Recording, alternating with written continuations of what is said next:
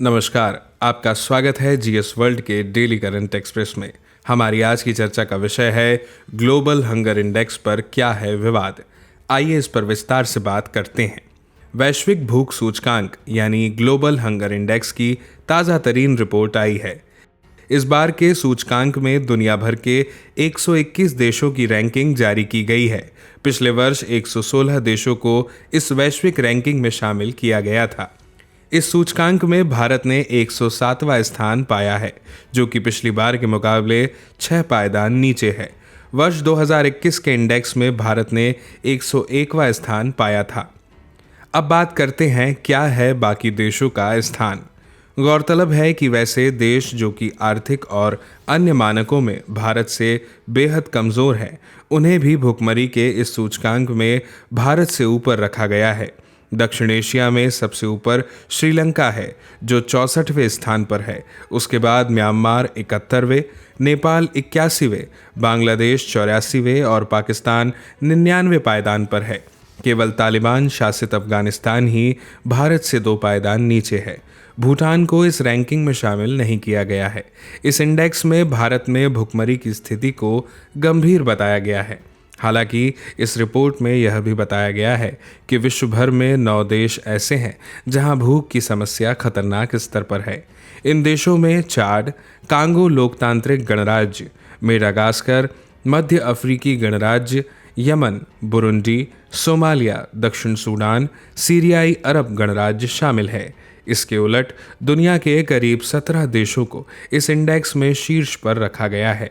Top देशों में चीन सहित बेलारूस, बोस्निया और Herzegovina, Chile, Croatia, Estonia, Hungary, Kuwait, Latvia, Lithuania, Montenegro, उत्तरी मैसिडोनिया, रोमानिया, सर्बिया, स्लोवाकिया, तुर्की और उरुग्वे शामिल हैं।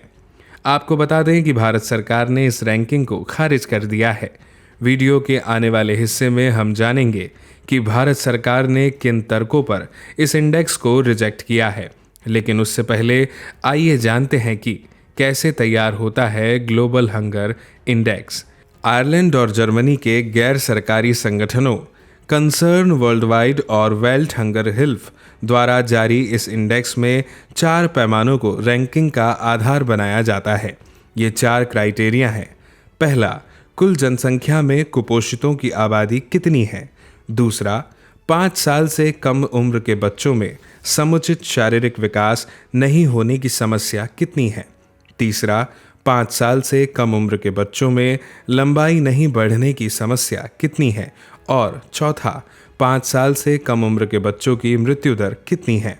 इन मानकों के आधार पर दुनिया भर के देशों को 100 अंकों के एक स्केल पर रैंक किया जाता है। जो देश जितना कम अंक पाते हैं, भूख के खिलाफ उनका प्रदर्शन उतना ही बेहतर माना जाता है। 10 से कम स्कोर बताता है कि उस देश में भूख की समस्या कम है। 10 से 19.9 तक स्कोर पाने वाले देशों में भूख की समस्या नियंत्रित स्थिति में मानी जाती है। वहीं 20 से 34 के बीच वाले स्कोर वाले देशों में भूख की समस्या गंभीर मानी जाती है। भारत को 29.1 अंक हासिल हुआ है और वह इसी श्रेणी में रखा गया है। 35 से 49.9 के बीच स्कोर वाले देशों में भूख की समस्या खतरनाक मानी जाती है और 50 से ज़्यादा बेहद खतरनाक मानी जाती है। अब बात करते हैं कि क्यों भारत ने इंडेक्स को किया खारिज। भारत सरकार ने इस इंडेक्स को पूरी तरह से खारिज कर दिया है। केंद्रीय महिला एवं बाल विकास मंत्रालय ने अपने आधिकारिक बयान में कहा है कि यह सूचकांक गलत और भ्रामक सूचनाओं पर आधारित है। सरकार के मुताबिक इंडेक्स के मानक और मेथोडोलॉजी भी वैज्ञानिक नहीं है। मंत्रालय ने कहा है कि इंडेक्स के 4 मानकों में से 3 बच्चों से जुड़े हैं, जो पूरी आबादी को रिप्रेजेंट नहीं करते हैं। साथ ही सरकार के अनुसार चौथा और सबसे अहम सूचकांक कुल जनसंख्या में कुपोषित आबादी का है और यह महज 3000 लोगों के बहुत ही छोटे सैंपल पर किए गए सर्वे पर आधारित है। आज शाम 7 बजे हमारे मंथन कार्यक्रम में देखिए सिविल सेवा और अन्य परीक्षा के लिए महत्वपूर्ण प्रधानमंत्री नरेंद्र मोदी द्वारा शुरू किया गया डिजिटल बैंकिंग यूनिट के बारे में। और अब बारी है आज के प्रश्न की। आज का प्रश्न है, निम्नलिखित कथनों पर विचार कीजिए। पहला कथन है, ग्लोबल हंगर इंडेक्स को यूएन जारी करता है। दूसरा कथन है, इस इंडेक्स में प्रति व्यक्ति अनाज खपत को रैंकिंग का आधार बनाया जाता है। ऊपर दिए गए कथनों में से कौन सा या कौन से सही है? इसके 4 विकल्प हैं। पहला, केवल 1। दूसरा, केवल 2। तीसरा, 1 और 2 दोनों। चौथा, ना तो 1 और ना ही 2। इस प्रश्न का सही जवाब देने के लिए आपको कमेंट बॉक्स में कमेंट करना होगा। इसी तरह के महत्वपूर्ण प्रश्नों के लिए देखते रहिए और अभी सब्सक्राइब कर लीजिए जीएस वर्ल्ड को।